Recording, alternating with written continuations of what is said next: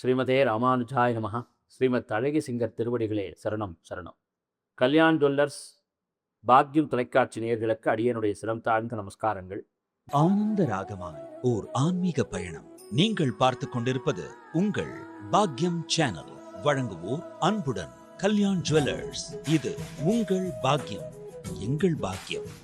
108 திவ்ய திருப்பதிகளை எல்லாம் சிந்தித்துக் கொண்டிருக்கக்கூடிய வேளையிலே மதுரை ஒத்தக்கடை அருகாமையில் இருக்கக்கூடிய திருத்தலமாக திருமோகூர் என்று சொல்லக்கூடிய காலமேக பெருமாள் காட்சி தரக்கூடிய இந்த அற்புதம் செறிந்த, இந்த விசேஷம் செறிந்த திருத்தலத்தை பற்றி நாம் அறிந்து கொள்ளப் போகிறோம். மோகூர் என்று சொல்லும் பொழுதே மோகினி என்று சொல்லக்கூடிய பெருமாள் எடுத்த மோகினி அவதாரத்தை ஞாபகப்படுத்தக்கூடிய ஊராக விளங்குகிறது.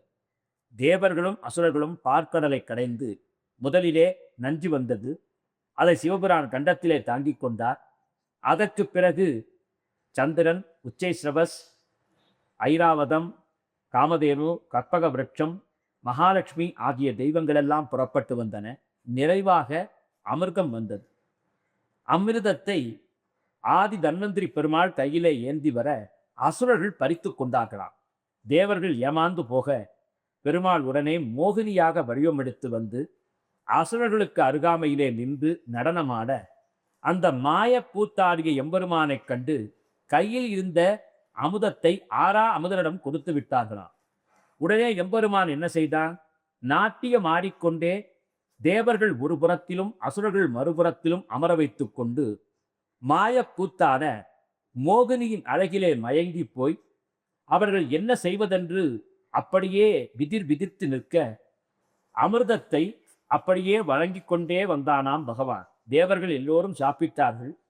தேவர்களுக்கு மத்தியிலே சுவர்பானு என்ற அசுரன் மட்டும் அந்த அமிர்தத்தை திருட்டுத்தனமாக பருகிவிட பகவான் சட்டுவத்தால் தாக்கி தலைவேறு உடல்வேறாக மாற்றிவிட்டான் என்று நாம் அறிகிறோம். எனவே மோகினி அவதாரம் செய்த திருத்தலமாக திருமோகூர் பேசப்படுகிறது. காலமேக பெருமாள் என்று இந்த பெருமாள் பூஜிக்கப்படுகிறார்.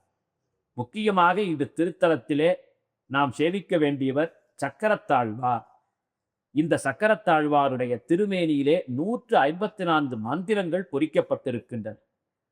அதிலும் முக்கியமாக உற்சவ பெருமாளிடத்திலே 48 அதி தேவதைகள் வாசம் செய்வதாக சொல்லுவார்கள். எனவே இந்த சக்கரத்தாழ்வாரை நாம் வணங்கி துதித்தாலே நமக்கு தேவையில்லாத பிரச்சனைகள் இல்லத்திற்குள் வராது. ஜெய ஜெய ஸ்ரீ சுதர்சனா, ஜெய ஜெய ஸ்ரீ சுதர்சனா என்று சொல்ல சொல்ல நம்மிடம் இருக்கக்கூடிய தீயவற்றையெல்லாம் சக்கரத்தாழ்வான் விரட்டி விடுவான் என்று சொல்லுகிறார்கள். சக்கரத்தாழ்வான் குறித்தான திருத்தலமாக இந்த அற்புதம் செய்த திருமோகூர் பேசப்படுகிறது. எனவே திருமோகூர் திருத்தலத்திற்கு வந்தால் அற்புதம் செறிந்த வாழ்வு நிச்சயம். ஆழ்வார்களிலே 2 ஆழ்வார்கள் மங்களாசாசனம் செய்திருக்கிறார்கள். இந்த திருமோகூர் திருத்தலம் நம் மனதிலே ஞான தெளிவை ஊட்டக்கூடியது, அழகுக்கு அழகு சேர்க்கக்கூடிய திருத்தலம். அதன் மூலம் வாழ்க்கையும் அழகாகும், வாழ்வும் அழகாகும் என்று அற்புதமாக இந்த திருத்தல மேன்மைகளை எல்லாம் ஆழ்வார்கள் சொல்லுகிறார்கள். கூடலழக பெருமாளை பற்றி சொல்லும் பொழுது அவர் புலவராக சங்க காலத்திலே அமர்ந்தார். எனவே பரிபாடவை கூட அவரை பற்றி தகவல் வருகிறது. இந்த திருமோகூர் என்று சொல்லக்கூடிய திருத்தலத்திலே காலமேக பெருமாள் காட்சி தருகிறபடியினாலே இதிலே இந்த எம்பெருமானை நாம் சேவிக்கக்கூடிய காலத்திலே அந்த கார்மேகம் போன்ற மழை எப்படி பொழியுமோ அது போலவே நமக்கும் கவிநயம் வாய்க்கும் என்று சொல்லப்பட்டுள்ளது. கவிதை ஞானத்தை அருளக்கூடியவர், அற்புதமாக நாட்டிய ஞானத்தை தரக்கூடியவர், எழுதக்கூடிய ஆற்றலை தரக்கூடியவர். எனவே பத்திரிகை துறை அன்பர்கள், கலைத்துறையினர் இவர்கள் எல்லோருமே இந்த திருத்தலம் வந்து வணங்கினால் வாழ்விலே மிக வேகமான முன்னேற்றத்தை பெறுவார்கள் என்று பெரியோர்கள் அருளுகிறார்கள். மிக பிரசித்தி பெற்ற இந்த திருமோகூர் சக்கரத்தாழ்வாருடைய மகிமையை சொல்லும் பொழுது வியாழக்கிழமையிலே சக்கரத்தாழ்வாரை நாம் ஆராதித்து வந்தால் சர்வ பாபங்களும் தீர்ந்துவிடும், துக்கங்கள் மறைந்துவிடும், எதிரிகள் ஓடோடி சென்று விடுவார்களாம். பில்லி, ஏவல், சூனியம் உள்ளிட்ட தீய சக்திகள் நம் கிரகத்திலேயே அண்டாது என்பார்கள். பொதுவாக இல்லத்திலே ஏதேனும் குழப்பம் வந்தால் சுதர்சன ஹோமத்தை செய்வார்கள். அந்த சுதர்சன ஹோமத்துக்குரிய இறைவனே மூலவராகவும் உற்சவராகவும் சக்கரத்தாழ்வானாக ஜுவாலா கேசத்தோடு சேவை சாதிக்கிறார். எனவே அந்த ஜுவாலா கேசத்தோடு சேவை சாதிக்கக்கூடிய சக்கரத்தாழ்வானை வணங்கினால் நம் வாழ்விலே நம் உடம்பிலே இருக்கக்கூடிய சக்கரங்கள் இயக்கப்பெறும்.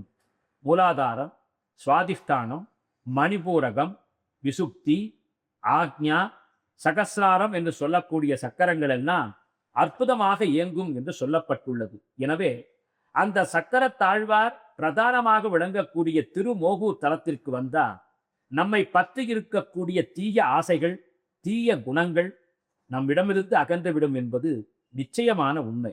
எனவே ஆழ்வார்கள் பாடிய இந்த அற்புத தலத்திற்கு வந்து நம் உள்ளே இறைவன் குடிபுக வேண்டும் என்று பிரார்த்தனை செய்து கைதொழுதால் அவன் அருளால் நமக்கு எல்லாவிதமான லக்ஷ்மி கடாட்சங்களும் கிடைக்கும் என்பதில் சிறிதளவும் ஐயமில்லை.